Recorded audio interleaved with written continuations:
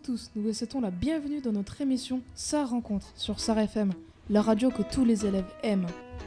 Pour cette première émission, Sa rencontre, nous avons la chance d'accueillir Martin Montseret et Nicolas de Kesteker, deux journalistes qui furent étudiants à Saint-André. Bonjour. Bonjour. Pourquoi avez-vous décidé de devenir journaliste ? Alors moi, ça m'est venu au cours de mes études secondaires. En troisième année, je pense, j'ai commencé à feuilleter un magazine qui traînait sur la table du salon de mes parents. Et j'ai commencé donc à lire les articles principalement de la rubrique culturelle, cinéma et musical, parce que j'aime beaucoup ces deux domaines-là.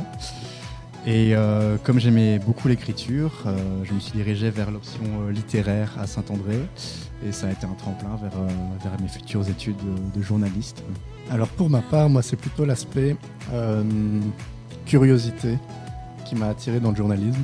Donc pour revenir à mes études secondaires ici à Saint-André, c'était surtout les cours d'histoire géo à partir du moment où c'était plus EDM, mais vraiment approfondi en histoire et en géo, où je me suis dit qu'il y avait tellement de choses à apprendre sur ce qui nous entoure, que dans quelle profession on pouvait retrouver ce côté-là d'apprendre et d'être curieux. Et c'est là que je me suis dit que le journaliste était ce qui correspondait le plus à mes attentes. Depuis quand ambitionnez-vous de devenir journaliste ? Comme on vient un peu de le dire, c'est venu un peu sur le coup, ça a été une illumination. Non, c'est la figure journaliste. Moi, j'ai toujours trouvé que c'était un métier très noble. Et comme Nico l'a dit, c'est un métier qui ne ressemble à aucun autre, je pense. On apprend sans cesse de nouvelles choses. Et j'ambitionnais pas vraiment de faire autre chose. J'avais pas d'idée. Du coup, non. En fait, le journalisme, ça s'est imposé un peu tout seul. Et je regrette pas mon choix pour l'instant. Depuis combien de temps exercez-vous ce métier ? Alors j'ai commencé vraiment ici comme journaliste indépendant au mois de novembre pour le journal L'Avenir, donc principalement la rédaction du courrier de l'ESCO à Tournai. Avant ça, j'avais déjà pu me tester au journalisme au cours de plusieurs stages, donc un stage au sein du même média en février-mars l'année passée, et j'ai également travaillé au magazine Moustique, un peu dans toutes les rubriques, donc société, culturelle et télévision. J'y ai également travaillé en tant qu'étudiant au cours du mois de septembre, et j'espère pouvoir également continuer à collaborer avec eux à l'avenir. Jeu de mots. Et donc en tant qu'indépendant, parce qu'il n'y a pas beaucoup de place salariée pour l'instant dans le métier, et c'est comme ça qu'il faut commencer et se battre pour avoir sa place. Alors moi aussi, je suis en tant qu'indépendant. Pour l'instant, je travaille depuis le mois de septembre chez Gallimard et au Petit Futé. Donc, ce sont deux maisons d'édition qui éditent des guides de voyage. Donc, j'écris des guides de voyage. Mais le week-end, je suis aussi journaliste pour Ciné Télé Revue, donc en journalisme web, donc sur Internet. Mais moi aussi, j'ai eu différentes expériences durant mes stages. J'ai fait tout d'abord 3 mois de stage à New York dans un magazine pour expatriés français qui s'appelle le French Morning. Et ensuite, je suis rentré de New York et j'ai fait un stage d'1 mois à la RTBF au service Nouveaux Médias, donc c'était les réseaux sociaux et la rédaction web. Là, j'ai appris beaucoup de choses sur les réseaux sociaux, c'était hyper intéressant. Et maintenant, voilà, comme il a dit, j'ai dû me mettre en indépendant pour vendre des piges, comme on dit dans le milieu, donc des articles où on te paye en fait par article. Comment avez-vous été engagé ? Alors, suite à mes stages, donc ça c'est vraiment, on dit souvent un peu, pas en plaisantant, il faut être sérieux au cours de ces stages, et c'est vrai que c'est, au-delà d'une expérience professionnelle, c'est une vraie chance de te faire remarquer par de potentiels futurs employeurs, et écoute, pour moi ça a plutôt bien fonctionné, donc je m'estime très heureux, et j'ai beaucoup de chance de pouvoir exercer le métier de journaliste, même si c'est en tant qu'indépendant, c'est une chance de pouvoir être publié. C'est vrai que la première fois qu'on voit son nom inscrit dans un magazine, dans un journal, ça fait un petit quelque chose. On dit ah oui, c'est moi qui écris ça, et maintenant les gens vont pouvoir lire ce que j'ai écrit. Ça nous responsabilise aussi par rapport à ce qu'on écrit forcément. Et voilà donc les stages en tout cas pour moi. Alors moi, c'est pas du tout avec les stages. Pour les guides de voyage, là, c'était des candidatures spontanées, ce qu'on appelle ça. Donc c'est toi-même, tu vas avec ton CV, ta lettre de motivation, et tu vas démarcher les éditeurs ou les journaux ou tout ça en disant voilà, je suis journaliste et j'aimerais travailler pour vous. Et j'ai eu de la chance qu'ils cherchaient justement des gens à ce moment-là. Et pour signer Télérevue, là j'ai eu la chance d'avoir une amie aussi ancienne de Saint-André qui travaille déjà à Ciné Télérevue et elle m'a dit qu'il cherchait quelqu'un pour le web. Donc elle m'a proposé de postuler, j'ai postulé grâce à elle. Quel est votre parcours scolaire pour devenir journaliste ? Alors donc, comme on l'a dit tout à l'heure, on était à Saint-André.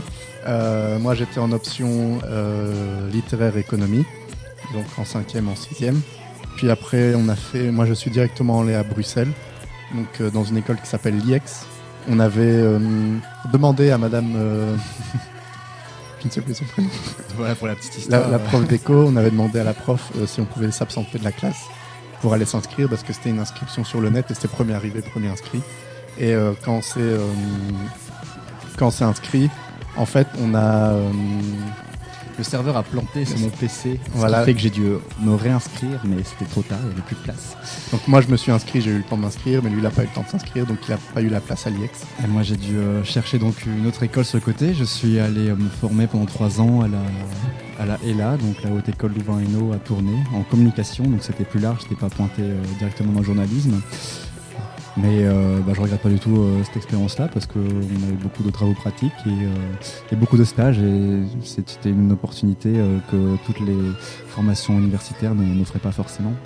Et après j'ai fait la passerelle 1 an pour me remettre à niveau par rapport aux études universitaires et j'ai rejoint Nicolas et on a terminé par faire notre mémoire médiatique ensemble et c'est une belle histoire puisqu'on est sortis diplômés ensemble de Saint-André en 2010 Et en 2016 de l'IEX. et en 2016 de l'IEX.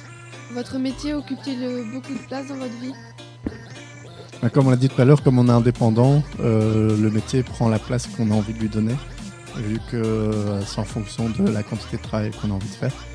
Donc si on décide de travailler énormément parce qu'on est passionné ou parce qu'on a besoin de payer son loyer, et ben on peut travailler énormément. Et si on a envie de travailler plus lentement parce qu'on a envie de consacrer du temps à sa famille ou à sa compagne ou à ses amis, quoi que ce soit, ben on peut également prendre son temps tout en gardant en fait l'aspect financier, mais sinon à part ça... Et ce qui est, oui, comme indépendant, donc déjà on décide un peu quand est-ce qu'on veut travailler ou pas, même si évidemment il faut travailler pour gagner sa vie. Mais c'est un métier, c'est vrai, qui n'a pas vraiment d'horaire et il nous arrive de travailler les week-ends ou assez tard le soir, parfois dans mon cas jusqu'au bouclage du journal, donc c'est-à-dire 22h, après il faut encore rentrer chez soi. Bon, ça ne nous laisse plus l'occasion de faire grand-chose de notre soirée et c'est vrai que quand on partage sa vie avec quelqu'un, il faut quelqu'un qui accepte cette situation-là. Mais bon, en général, on se rattrape après.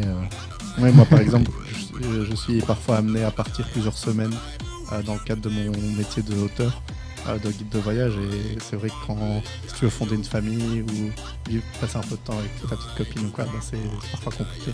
Mais il y a plein d'autres métiers comme ça. Quand tu es médecin, tu peux être appelé en pleine nuit pour aller faire un accouchement. Les profs, ils doivent faire des corrections de copies, parfois jusque tard le soir aussi, je suppose. Donc je pense que n'importe quel métier, à part vraiment si tu es fonctionnaire, tu peux être pris à travailler en dehors de tes heures de travail, quoi. La vie d'un journaliste est-elle stressante ? Alors, stressante pour payer ses factures, c'est comme Nicolas disait.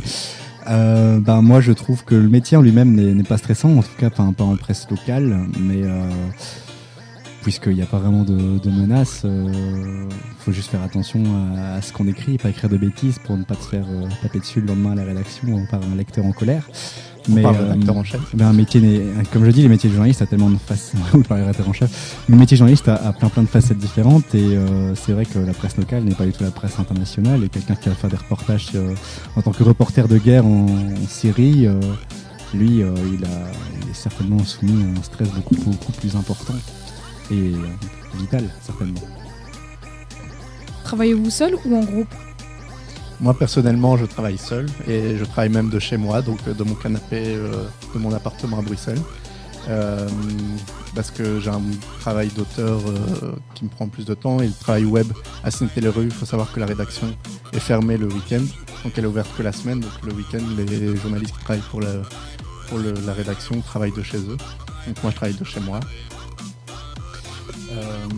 Écoute, dans une rédaction, c'est vrai qu'on travaille souvent seul sur un article ou sur un sujet particulier, mais on a toujours au début de semaine, parfois tous les jours, ça dépend du quotidien, une réunion de rédaction avec tous les journalistes où on s'accorde à dire sur quel sujet on travaillera aujourd'hui. Il y a toujours évidemment des gens attachés au sport, mais par exemple, il y a aussi la visite d'un ministre à tourner, on ne va pas aller à 5 dessus, un seul va y aller, il y aura peut-être des frustrés, mais d'autres vont proposer d'autres sujets. Donc on est seul sur les sujets, mais on doit quand même s'organiser ensemble en groupe pour pouvoir produire le journal au final. Cette vie de groupe est quand même importante, même si au bout du compte, il y a une seule signature au bout du papier, au bout de l'article.